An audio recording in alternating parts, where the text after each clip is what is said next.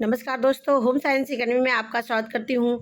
आज आपके लिए संयुक्त राष्ट्र संघ चैप्टर लेकर के आई हूँ और ये बहुत अच्छा मुझे पॉइंट लगा और एकदम नीट एंड क्लीन चीज़ें दिख रही हैं और बहुत ही अच्छे से चीज़ों को समझाया गया है।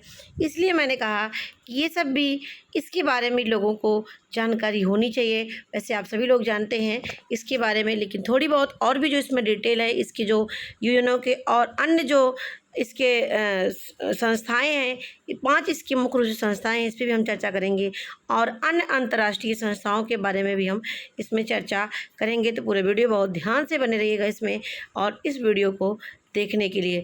और यहाँ से आपके एग्ज़ाम में क्वेश्चंस अवश्य ही पूछे जाते हैं। तो चलिए देखते हैं इसके क्या है। यूएनओ की स्थापना विश्व में शांति स्थापित करने के उद्देश्य से, क्या है, विश्व में शांति स्थापित करने के उद्देश्य से यूएनओ की स्थापना की गई थी और इसकी जो स्थापना हुई थी 24 अक्टूबर 1945 में हुई थी। ठीक है, कब हुआ है? 24 अक्टूबर 1945 में को इसकी स्थापना हुई थी और इसका मुख्यालय न्यूयॉर्क में है, यानी संयुक्त राज्य अमेरिका में इसका मुख्यालय है।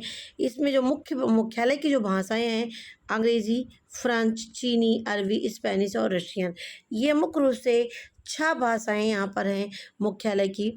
और इसमें जो वर्तमान सदस्य हैं यहाँ पर इस समय 193 देश इसमें शामिल है यूएनओ में। इसके पहले जब इसकी स्थापना हुई थी जब तब 50 देश इसमें शामिल हुए थे और ये शांति, सुरक्षा और सहायता के उद्देश्य से इसकी स्थापना की गई थी। ठीक है, और इसकी जो कार्यकारी भाषा है वो अंग्रेज़ी और फ्रेंच है, ये भी याद रखना। जो कार्यकारी भाषा है अंग्रेज़ी और फ्रेंच है और मुख्यालय की जो भाषा है ये 6 अंग्रेज़ी, फ्रेंच, चीनी, अरबी, स्पेनिश और रसियन। अब यहाँ पर देखते हैं इसका जो ध्वज है वो हल्की नीली पृष्ठभूमि पर श्वेत रंग से बना हुआ, ऊपर से एक खुली दो जैतून की वक्राकार शाखाओं के मध्य स्थित विश्व का मानचित्र यहाँ पर है। इसका जो ध्वज है, जैसे हम लोग का तिरंगा ध्वज होता है, ऐसे यहाँ का इसका ध्वज का ये होता है। अब यहाँ पर जो क्वेश्चन आपके एग्जाम में पूछते जाते हैं, संयुक्त राष्ट्र के क्या उद्देश्य होते हैं? देखिए, संयुक्त राष्ट्र का उद्देश्य है अंतर्राष्ट्रीय मतलब विश्व स्तर पर शांति और सुरक्षा बनाए रखना और राष्ट्र के मध्य, ठीक है, राष्ट्र के मध्य यानी जितने भी देश हैं उनके साथ मैत्रीपूर्ण संबंध को विकसित करने का उद्देश्य। जैसे ये विश्व युद्ध की जो कंडीशन आई थी जापान में, जो हिरोशिमा और नागासाकी बम गिराए गए थे, इसी को ध्यान में रखते हुए ये हुआ कि सभी सदस्य इसके सभी देश इसके मेंबर होंगे और सब में आपसी भेदभाव ना हो बल्कि एक मैत्रीपूर्ण संबंध हो, इस उद्देश्य से इसकी स्थापना की गई थी। और अंतर्राष्ट्रीय मतभेदों को शांतिपूर्ण ढंग से इसको मतलब कि उपाय ढूंढने की कोशिश करना और न समस्त मानव जात के अधिकारों का सम्मान करने का इसमें प्रावधान रखा गया है। और इसके साथ साथ आर्थिक, सामाजिक, सांस्कृतिक, मानवीय क्षेत्रों में अंतर्राष्ट्रीय सहयोग को प्रोत्साहित करना। ठीक है, ये इसके मुख्य रूप से उद्देश्य हैं। याद रखना, शांतिपूर्ण बनाए रखना, आपसी मतभेद ना हो, शांति एवं सुरक्षा बनाए रखना, आपसी मैत्रीपूर्ण संबंध बना रहे और एक देश दूसरे देश को आर्थिक, सामाजिक, सांस्कृतिक तरीके से सहयोग को प्रोत्साहित करने का उद्देश्य रखा गया है। अब नेक्स्ट पॉइंट पे यहाँ पर आते हैं, संयुक्त राष्ट्र के जो मुख्य रूप से अंग होते हैं जहाँ से आपके क्वेश्चन एग्जाम में बनते हैं, इस क्वेश्चन पे हम चर्चा करेंगे। देखिए, इसके संयुक्त राष्ट्र संघ के मुख्य रूप से ये देखिए यहाँ पर जो सिंबल है, ये सिंबल आपका संयुक्त राष्ट्र संघ का ध्वज है, जिसे मैंने भी ऊपर यहाँ पर चर्चा आपसे किया कि हल्की नीली पृष्ठभूमि पर श्वेत रंग से बना हुआ, ऊपर से 2 जैतून, देखिए आपका है जैतून की वक्राकार शाखाओं के मध्य स्थित विश्व का मानचित्र यहाँ पर दिखाया गया है। ठीक है, अब यहाँ पर देखिए इसके 6 न्याय परिषद हैं। पहला क्या है? महासभा, दूसरा है सुरक्षा परिषद, तीसरा है आर्थिक और सामाजिक परिषद, चौथा है अंतर्राष्ट्रीय न्यायालय और पांचवा है सचिवालय और छठा है आपका न्याय परिषद। अब देखिए, जो महासभा का काम क्या होता है, ये विचार विमर्श करता है, नीति का निर्माण करता है, सम्मेलन करने का काम करता है और जितने भी यहाँ पर सभी सदस्य होते हैं हर इसमें के, जैसे सामाजिक सुरक्षा परिषद के और इसके बाद आर्थिक और सामाजिक परिषद के सभी लोग इसके मेंबर होते हैं, किसके?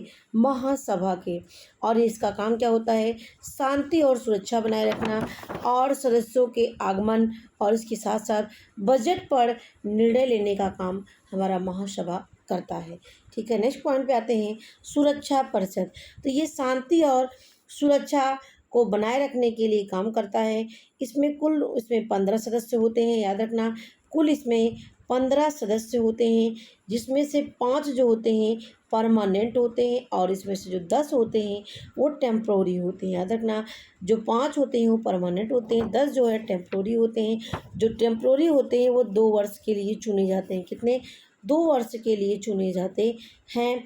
और इसमें जो 5 सदस्य अस्थायी सदस्य हैं देश हैं, कौन कौन से? याद रखना, सी से चाइना, आर से रसिया, और इसके बाद एफ से फ्रांस, यू के से यानी यूनाइटेड किंगडम, और यूएस यानी संयुक्त राज्य अमेरिका। याद रखना, चाइना, रशिया और इसके साथ साथ फ्रांस और यूनाइटेड किंगडम और यूएस यानी संयुक्त राज्य अमेरिका, ये 5 रूप से ये अस्थायी सदस्य हैं। नेक्स्ट पॉइंट पे आते हैं, आर्थिक और सामाजिक परिषद। देखिए, आर्थिक और सामाजिक परिषद में कुल 54 सदस्य होते हैं और ये क्या काम करता है? आर्थिक और सामाजिक, साथ में पर्यावरणीय के क्षेत्र में काम करता है, उसमें सुधार करने का काम, मीटिंग लेने का काम, ये सारा इसमें करते हैं। और इसमें अस्थायी सदस्य होते हैं आर्थिक और सामाजिक परिषद में, और इसमें से हर 2 साल बाद 1/3 सदस्य क्या होते हैं? रिटायर होते हैं। यानी ये सदस्य 1/3 सदस्य इसमें से निकलते हैं और ये सतत विकास पर जोर देने का काम करता है। आर्थिक और सामाजिक परिषद।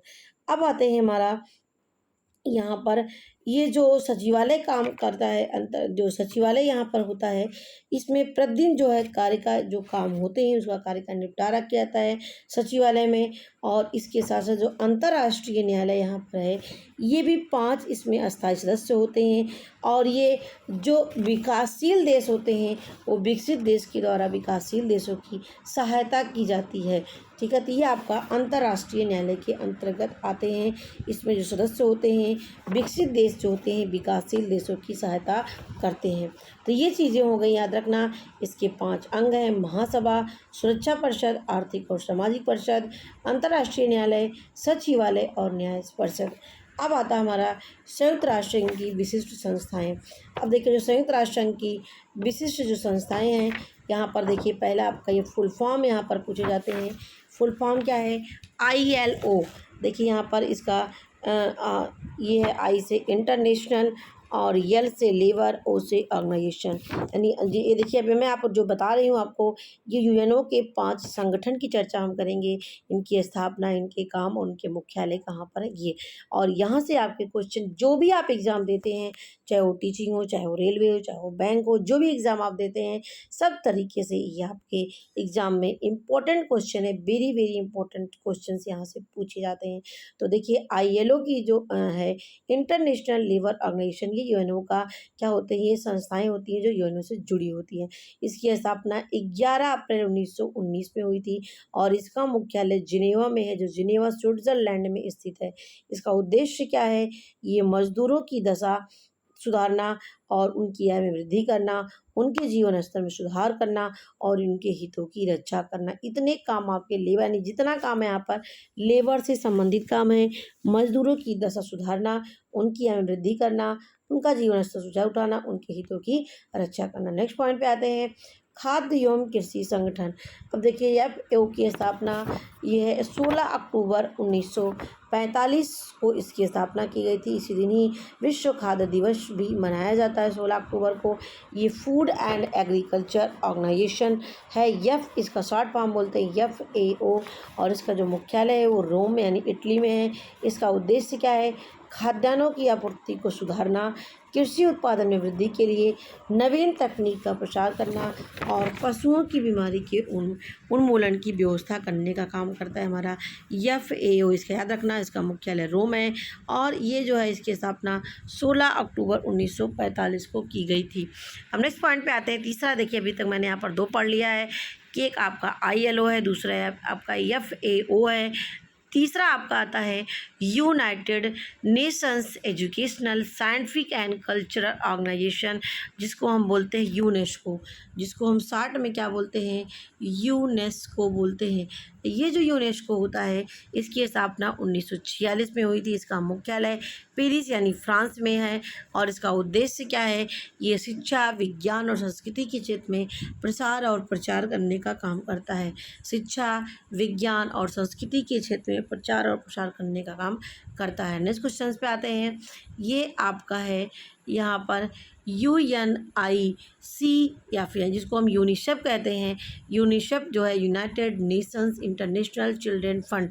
यहाँ पर इसके पहले यहाँ पर ई शब्द था यानी इमरजेंसी इंटरनेशनल फंड था, यानी ये आपका United Nations children emergency fund था, लेकिन इमरजेंसी शब्द को हटा दिया गया है।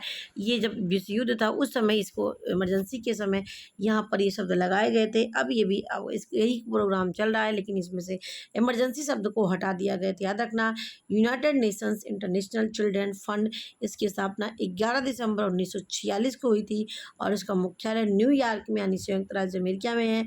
ये स्वास्थ्य और पोषण आदि कार्यक्रमों के माध्यम से बाल कल्याण के कार्यों में सहयोग देने का काम करता है। इसके साथ साथ बच्चों के स्वास्थ्य सुधार, पौष्टिक भोजन, शिक्षा एवं अन्य कार्यक्रमों का संचालन करने यानी स्वास्थ्य संबंधी काम करने का काम हमारा ये काम करता है आपका यूनिसेफ। ठीक है, और ये जो है बच्चों के स्वास्थ्य के स्तर को सुधार करने के लिए ज़्यादातर जोर देता है। अब पांचवा पॉइंट यहाँ पे लास्ट पॉइंट पे आते हैं, जो हमारा यूएनओ का है संगठन है। ये आपका वर्ल्ड हेल्थ ऑर्गेनाइजेशन यानी विश्व स्वास्थ्य संगठन जिसको कहते हैं। इसकी स्थापना 7 अप्रैल 1948 को हुई थी। इसका मुख्यालय जिनेवा यानी स्विट्जरलैंड में है। इसका काम क्या है, स्वास्थ्य कल्याण हेतु अंतर्राष्ट्रीय स्तर पर अनुसंधान की व्यवस्था करना, संक्रामक रोगों की रोकथाम की व्यवस्था करना, यानी स्वास्थ्य कल्याण हेतु अंतर्राष्ट्रीय स्तर पर अनुसंधान की व्यवस्था करने का काम करता है विश्व स्वास्थ्य संगठन। अब आता है नेक्स्ट पॉइंट, अब देखिए यहाँ पर कुछ ये पांचों मैंने आपको बता दिया क्या क्या था, एक बार फिर से देख लेते हैं। ILO, FAO और इसके साथ आपका यूनेस्को, यूनिसेफ और WHO, ये इसके 5 जो है मुख्य रूप से इसके संगठन होते हैं जो UN से जुड़े होते हैं। अब आता है कुछ अन्य अंतर्राष्ट्रीय संगठन है। ये देखिए यहाँ पर है अंतर्राष्ट्रीय इंटरनेशनल मॉनेटरी फंड, जिसको हम क्या बोलते हैं, IMF बोलते हैं।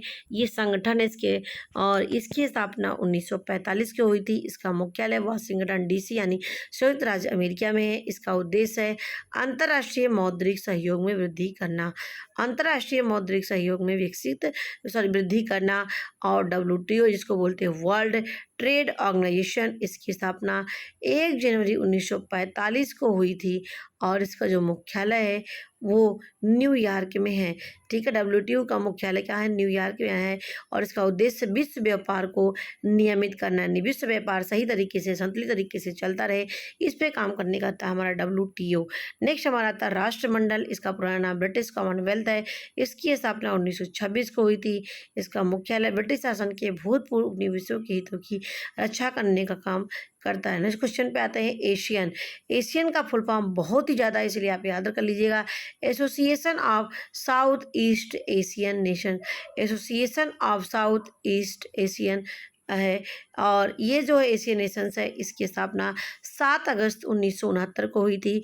इसका जो मुख्यालय जकार्ता यानी इंडोनेशिया में है एशियन का, और इसके जो सदस्य हैं Indonesia, Thailand, Philippines, Malaysia, Singapore, Brunei, Vietnam, Myanmar और लाओस, कंबोडिया, ये मुख्य रूप से इसके एशियन के सदस्य पाए जाते हैं। अब इसका उद्देश्य क्या है, दक्षिण एशिया में आर्थिक प्रगति को एकत्रित देखिए आर्थिक प्रगति को त्वरित करना और स्थायित्व को बनाए रखना, यानी दक्षिण एशिया में आर्थिक प्रगति को तेज करने का काम और उसकी परमानेंट यानी स्थायित्व को बनाए रखने का काम हमारा एशियन करता है। लास्ट पॉइंट हमारा है नाटो। नाटो का फुल फॉर्म होता है नॉर्थ अटलांटिक जो है Treaty Organization, North Atlantic Treaty Organization. इसकी स्थापना 4 अप्रैल 1949 को हुई थी और इसका मुख्यालय ब्रुसेल्स यानी बेल्जियम में इसका मुख्यालय है। और इसका काम क्या है, परस्पर सैनिक संतुलन बनाए रखने का काम करता है, परस्पर सैनिक संतुलन बनाए रखने का काम करता है।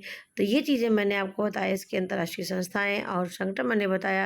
अब आगे नेक्स्ट वीडियो में यहाँ पर चर्चा करेंगे, तो आशा करती हूँ ये चीज़ें आपको अच्छे समझ में आ गई होगी और 1-2 बार देखेंगे सारी चीज़ें आपकी समझ में अपने आप आ जाएंगी। तो मेरी वीडियो देखने के लिए आपको बहुत बहुत धन्यवाद।